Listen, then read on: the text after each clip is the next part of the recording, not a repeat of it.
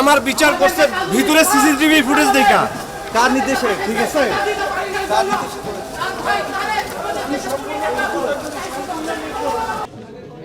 আজকে আমাদের জুলাই যোদ্ধা প্রথম শহীদ রোকেয়া বিশ্ববিদ্যালয়ের ইংরেজি সাহিত্যের ছাত্র, অন্যতম সমন্বয়ক আমাদের শহীদ আবু সাঈদ হত্যা মামলার আজকে রায় হয়েছে। আমাদের আন্তর্জাতিক অপরাধ ট্রাইব্যুনাল 2-এর 3 জন বিচারপতি সমন্বয়ে আজকে ট্রাইব্যুনাল এই রায় ঘোষণা করেছেন। আমি প্রথমেই আবু সাঈদের আত্মার মাগফিরাত কামনা করি। শহীদ পরিবারের প্রতি আমি সমবেদনা জ্ঞাপন করছি। আমি শ্রদ্ধার সাথে আবু সাঈদকে স্মরণ করতে চাই এইভাবে যে 1971 সালে যারা বীরত্বের সাথে যুদ্ধ করে শহীদ হয়েছিলেন তারা যেমনভাবে বীরশ্রেষ্ঠ উপাধিতে ভূষিত হয়েছিলেন, ঠিক একইভাবে জুলাই 36 আন্দোলনে আমাদের অহংকার শহীদ আবু সাঈদ সামনে 2 হাত প্রসারিত করে বুকটাকে চিতিয়ে দিয়ে বুলেটকে আলিঙ্গন করে পিছনে বাংলাদেশকে আগলে রেখে তিনি নিজের জীবনকে বিসর্জন দিয়েছিলেন। বাংলাদেশের গণতন্ত্র, বাংলাদেশকে স্বৈরাচারের কবল থেকে তিনি রক্ষা করেছিলেন, যার বিনিময়ে আজকে বাংলাদেশে গণতন্ত্র প্রতিষ্ঠিত হয়েছে, একটি নিয়মতান্ত্রিক শাসন ব্যবস্থা কায়েম হয়েছে। আপনাদের অবগতির জন্য জানাচ্ছি, আমি গত 23/2/2026 সালে এই ট্রাইব্যুনালে চিফ প্রসিকিউটরের দায়িত্ব গ্রহণ করি। আমি আমার দায়িত্বভার গ্রহণ করার বহু পূর্বে এই মামলার তদন্ত কার্য সম্পন্ন হয়েছে। আমি দায়িত্বভার গ্রহণ করার অনেক আগেই এই মামলার বিচার কার্য শেষ হয়েছে। আমি কার্যভার গ্রহণ করার পর এই মামলাটির রায়ের অপেক্ষমান পেয়েছি এবং আজকে সেই রায় ঘোষিত হয়েছে। এই মামলার মধ্যে সর্বমোট আসামি করা হয়েছিল 30 জনকে। এই 30 জন আসামির মধ্যে 30 জনকেই আজকে দণ্ডিত করা হয়েছে। এই মামলায় সর্বমোট 25 জন সাক্ষীর সাক্ষ্য নেওয়া হয়েছে। এই ঘটনার মধ্যে যেমন সুপিরিয়র কমন রেসপন্সিবিলিটি ছিল, এইড অ্যান্ড অ্যাবেটমেন্ট ছিল, জয়েন্ট এন্টারপ্রাইজ ছিল, সেপারেট রেসপন্সিবিলিটি ছিল। এই সমস্ত অপরাধগুলো প্রমাণিত হয়েছে বলে ট্রাইব্যুনাল প্রকাশ্য আদালতে রায় ঘোষণায় উল্লেখ করেছেন। যেহেতু 30 জন আসামি, তাদের বিরুদ্ধে বিভিন্ন রকম চার্জ আনা হয়েছিল। এক একজনের বিরুদ্ধে একাধিক চার্জ আনা হয়েছে, চার্জ নাম্বার 1, 2, 3 এরকম। আমরা 3 জন আসামির বিরুদ্ধে একাধিক চার্জ প্রমাণিত হয়েছে। অন্যান্য আসামিদের বিরুদ্ধে 3টা কাউন্টে চার্জ হলে হয়তো একটা কাউন্টে দোষী সাব্যস্ত হয়েছে, অন্যগুলো থেকে তারা অব্যাহতি পেয়েছেন।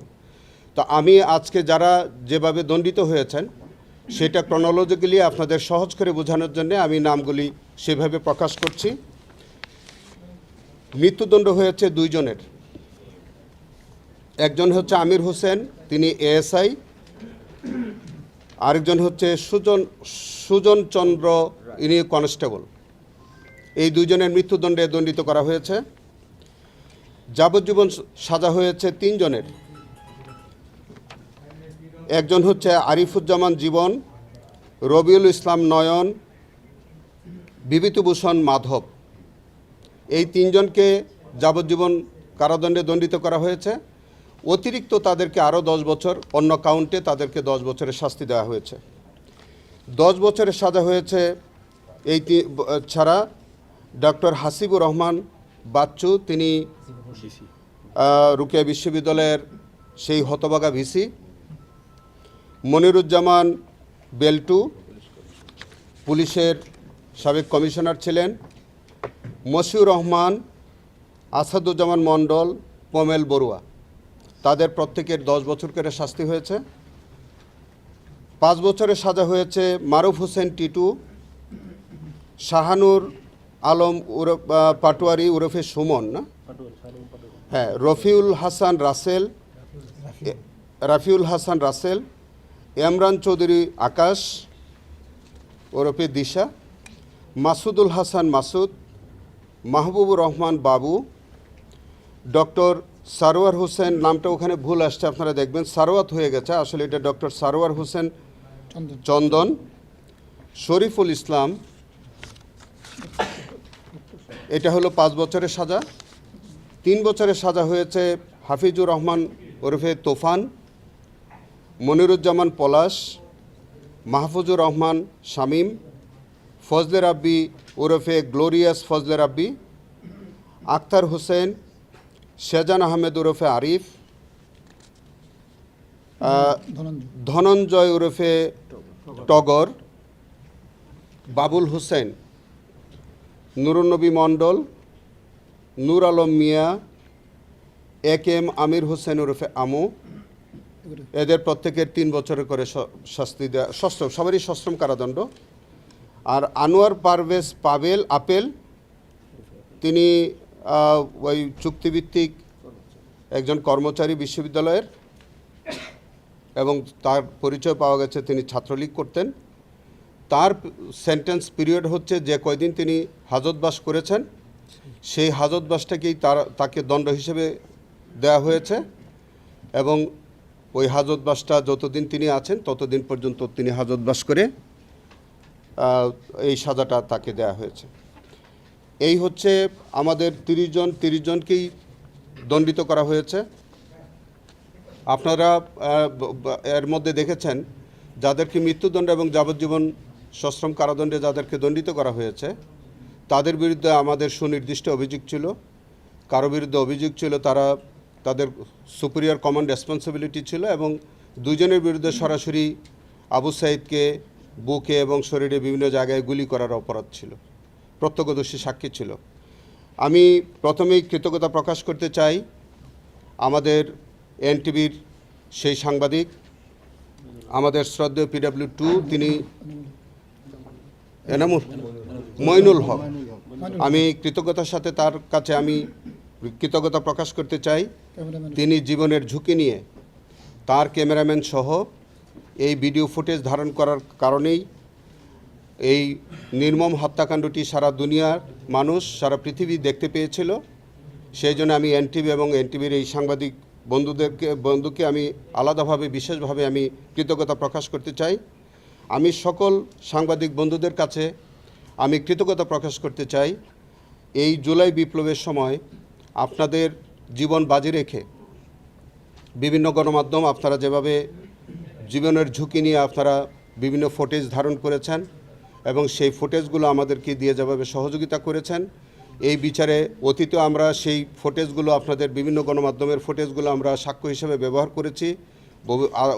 অনাগত দিনেও আমরা আপনাদের এই ফুটেজগুলো আমরা ব্যবহার করে এই মামলায় যথাযথভাবে আমরা মামলা প্রমাণে সক্ষম হব বলে আশা করছি। আর এই মামলার আজকে এটা হচ্ছে এই যে আজকে যে রায়টা হলো এটা কিন্তু অনেকটা সেকেন্ড পার্ট। আপনাদের ফার্স্ট পার্টে কিন্তু আরেকটা জাজমেন্ট হয়েছে, এটা আপনাদের কারণ হচ্ছে যে আমাদের আরও একটা চার্জ ছিল যে সুপিরিয়র কমন রেসপন্সিবিলিটি ছিল আমাদের সাবেক প্রধানমন্ত্রী শেখ হাসিনা, তৎকালীন স্বরাষ্ট্রমন্ত্রী আসাদুজ্জামান কামাল এবং আমাদের পুলিশের আইজিপি চৌধুরী আবদুল্লাহ আল মামুন। তাদের বিরুদ্ধে কিন্তু আরেকটা পার্টি ইতোমধ্যে বিচার হয়ে গেছে। যেহেতু ওখানে তাদের বিচারটা হয়ে গেছে সেই কারণে আমাদের এখানে তাদের বিরুদ্ধে আলাদা চার্জ আনা হয়নি। তো সেই কারণে আজকের যে জাজমেন্টটা হয়েছে সেটার সাথে কিন্তু আগের যে জাজমেন্টটা হয়েছে সেটাও কিন্তু একীভূত করে দেখার সুযোগ আছে। কারণ আমাদের ফার্স্ট পার্টির সাজাটা আগে হয়ে গেছে, এটা সেকেন্ড পার্টে অন্যান্য আসামিদের সাজাটা আজকে হয়েছে। তো আমরা মনে করি যে এই ট্রাইব্যুনালে আমরা যথাযথ সাক্ষ্য প্রমাণ হাজির করতে পেরেছিলাম এবং আমাদের রায়ের কপি, আমরা সম্পূর্ণ রায়ের কপি পাওয়ার পরে আমরা হয়তো আরও বিষয়টি আপনাদের সামনে তুলে ধরতে পারবো। রায়ে কি পর্যাপ্ত সাজা হয়েছে, যে সাজা দিয়েছে সে কারোর কম সাজা হয়েছে কিনা, অথবা আপিলে যাবেন কিনা? ধরেন 2 জনের মৃত্যুদণ্ড হয়েছে, 3 জনের যাবজ্জীবন হয়েছে। আর আমাদের যে ধরনের চার্জ ছিল তাদের ভূমিকা অনুযায়ী সেই সাজাগুলো হয়েছে বলে মনে হয়। তবে তারপরেও আমরা পূর্ণাঙ্গ জাজমেন্ট পাওয়ার পরে সেটা পর্যালোচনা করে যদি আমাদের কাছে মনে হয় যে যেসব চার্জ থেকে তাদেরকে অব্যাহতি দেওয়া হয়েছে সেইগুলোর বিরুদ্ধে আমরা আপিল করার সুযোগ থাকলে সেগুলো পূর্ণাঙ্গ রায়ের কপি পাওয়া সাপেক্ষে আমরা সেটা সিদ্ধান্ত নেব। আপনারা সন্তুষ্ট এই রায়ে? আমরা সন্তুষ্ট বলতে আমরা তো 30 জনকে আমরা আসামি করেছিলাম, 30 জনকেই দণ্ডিত করা হয়েছে। কেউ কিন্তু এই মামলা খালাস পায়নি।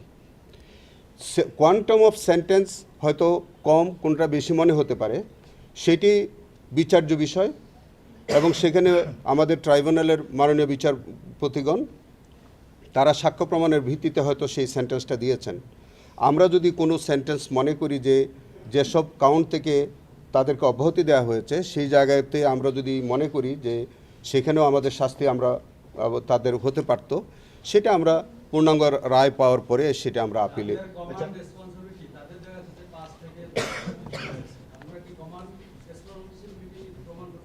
আমাদের তো এখানে তো কাউকে ব্যর্থ হয়নি, সবারই তো শাস্তি হয়েছে। আমি তো আপনাকে আগে বললাম যে এখানে সুপিরিয়র কমন রেসপন্সিবিলিটির জায়গা থেকে আগেই আমাদের তৎকালীন প্রধানমন্ত্রী শেখ হাসিনা, স্বরাষ্ট্রমন্ত্রী আসাদুজ্জামান কামাল, পুলিশের আইজিপি তাদের কিন্তু আরেকটি মামলায় শাস্তি হয়েছে। এই কমন রেসপন্সিবিলিটি কিন্তু সারা বাংলাদেশে সব ক্ষেত্রেই কিন্তু এই কমন রেসপন্সিবিলিটি কাজ করেছে। সেকেন্ডলি হচ্ছে রুকিয়া বিশ্ববিদ্যালয়ের যে ঘটনাটা ঘটেছে সেখানে যারা সুপিরিয়র অফিসার ছিলেন তাদেরকেও কিন্তু এই মামলায় দণ্ডিত করা হয়েছে।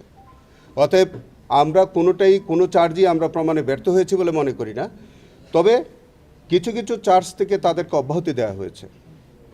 আমাদের হয়তো 3টা বা 4টা চার্জ ছিল, সেখান থেকে হয়তো যেটাকে আমরা কাউন্ট বলছি যে 3টা বা 4টা কাউন্ট থেকে হয়তো একটাই শাস্তি দেওয়া হয়েছে, অন্যগুলো থেকে অব্যাহতি দিয়েছে। সেই জায়গাগুলো আমরা পূর্ণাঙ্গ জাজমেন্ট পাওয়ার পরে আমরা সিদ্ধান্ত নিব আমরা আপিল করব বা কিভাবে কি প্রসিড।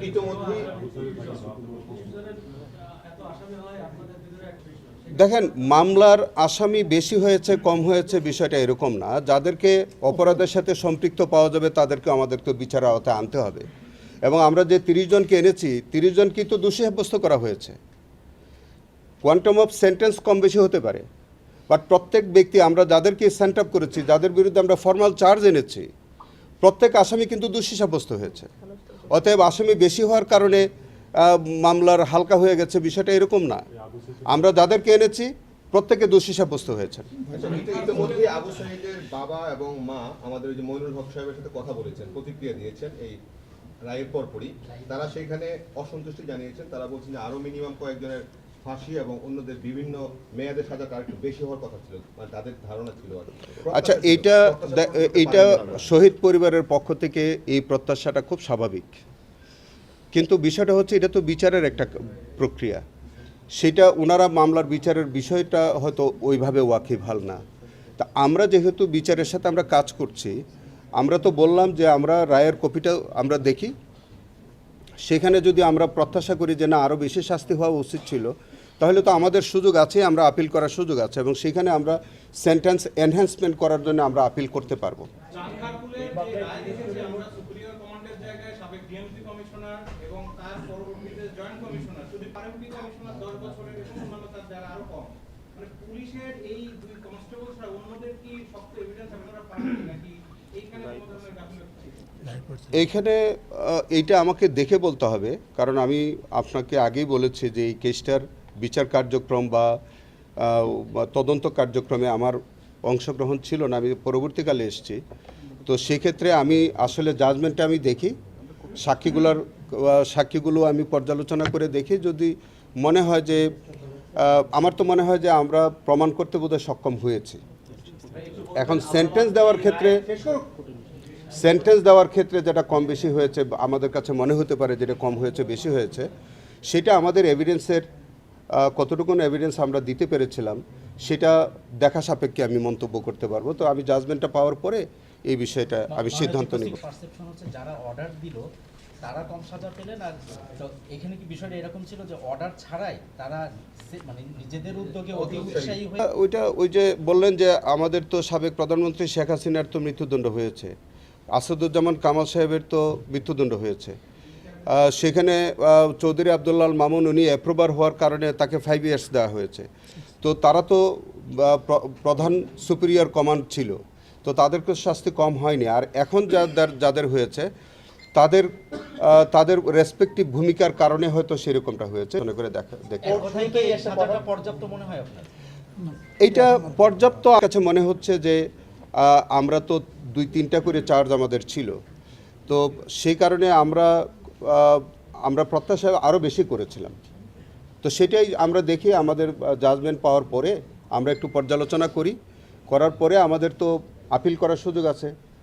খালাস বা যে একজন আসামি যাকে মানে হাজত বাসটাকে গণ্য করে দিয়েছে তার বিরুদ্ধে আপিল করার সুযোগ আছে, আর যেগুলো সেন্টেন্স কম আছে এগুলো এনহ্যান্সমেন্ট করে আপিল করার সুযোগ আছে আমাদের। কোর্ট শুরুতে একটা অবজারভেশনের মতো করে বলেছিলেন যে উনি আউটসাইড মনে করেছিলেন সামনে মানুষ আছে, দেখে কিছু অমানুষ, এর কি বলেছিল court? এটা তো সঠিক, কারণ হচ্ছে যে আবু সাইদ যেভাবে হাত প্রসারিত করে বুকটা চিতিয়ে দিয়ে তিনি যে ভঙ্গিমায় উনি দাঁড়িয়েছিলেন, তিনি হয়তো প্রত্যাশা করেছিলেন যে তার বুকে তারা গুলি চালাবেন না, কিন্তু হায়ানার মতো তারা এত নিষ্ঠুরভাবে এইভাবে বুক চিতিয়ে দেওয়ার পরে যারা গুলি করতে পারে তাদেরকে তো মানুষ হিসেবে গণ্য করা যায় না।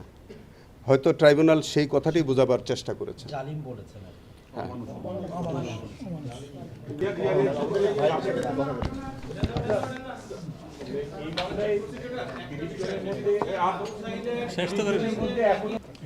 সেটা তো আরেকটা প্রসঙ্গ আজকে নিয়ে আসলেন, ওইটা তো অলরেডি আমরা ফর্মাল চার্জ দিয়েছি। আপনি দেখেন আমরা কত দ্রুত করতে পারি, খুব দ্রুত হবে।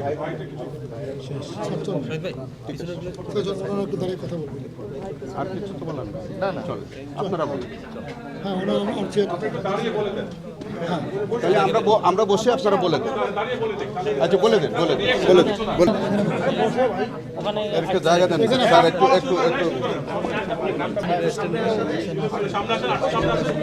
দাঁড়ান, এখানে দাঁড়ান। বলেন। আসসালামু আলাইকুম সম্মানিত সাংবাদিক ভাইয়েরা, আজকে জুলাই বিপ্লবের প্রথম শহীদ আবু সাইদের মামলার রায় দেওয়া হলো। তো আজকে যারা 2 জন গুলি করছিল তাদেরকে মৃত্যুদণ্ডের রায় শোনানো হয়েছে, এবং এখানে যারা পুলিশের ঊর্ধ্বতন কর্মকর্তা ছিল আরও কয়েকজন, 3 জনের মৃত্যুদণ্ডের 3 জনের হচ্ছে যাবজ্জীবন সাজার কথা বলা হয়েছে, এবং বাকি আরও কয়েকজন আছে তাদের শাস্তি কম হয়েছে। এবং আমরা এখনও এই মামলার রায়টা অতটা মানে পর্যবেক্ষণ করতে পারি নাই, মানে পর্যালোচনা আমরা ভালোভাবে বুঝে তারপরে স্যারদের সাথে পরামর্শ করে এই সামনে আবার এটা মামলার আপিল করার ব্যাপারে আমরা আগে নিজেরা বুঝি, তারপরে এটা আমরা করব। না, আমাদের অসন্তুষ্টির জায়গা হচ্ছে যারা পুলিশের যারা গুলি করলো তারা হলো একটা ঊর্ধ্বতন কর্মকর্তার নির্দেশে করছে, যারা ঊর্ধ্বতন কর্মকর্তা ছিল তাদের কারো ফাঁসি হয়নি। এই ক্ষেত্রে আমাদের অসন্তুষ্টি আছে। আমরা অবশ্যই আমরা এটা আপিল করব এটা। আপনার নাম কি আবুল হোসেন? আবু হোসেন আমার নাম। আমার ভাই আছে, বড় ভাই রমজান আলী আছে। দিন ধরে আমরা অপেক্ষা করছিলাম যে আবু সাইদের একটা হত্যা মামলা আমরা ন্যায় বিচার পাবো এই বাংলার মাটিতে। যদি আবু সাইদের হত্যা মামলা যদি আমরা ন্যায় বিচার পাই তাহলে প্রতিষ্ঠিত হবে এই বাংলার মাটিতে ন্যায় বিচার, আমরা মনে করি এবং দেশের সকল মানুষই মনে করে এটা। তাই আজকে আমরা যে বিচার পেয়েছি তে মোটামুটি আলহামদুলিল্লাহ। কিন্তু পুলিশের যারা রংপুরে ঊর্ধ্বতম কর্মকর্তা তাদের সাজা কম হয়েছে এটা আমাদের মনে হয়। এবং ছাত্রলীগ সভাপতি যে প্রমল বড়ুয়া ছিল কিন্তু তার ফাঁসি হওয়ার দরকার ছিল। আমাদের পরিবারের পক্ষ থেকে তার ফাঁসির দাবি। তাই আক্রমণক আকারে আবু সাইদকে অনেক মারপিট করছে এবং অনেক অনেক ধমক দিছে এবং পিটাইছে। আসলেই তার বিচারটা আমাদের সঠিক মনে হলো না আমাদের কাছে। আমাদের পরিবারের পক্ষ থেকে প্রমল বড়ুয়ার বিচারে অসন্তুষ্ট আমরা প্রকাশ করি।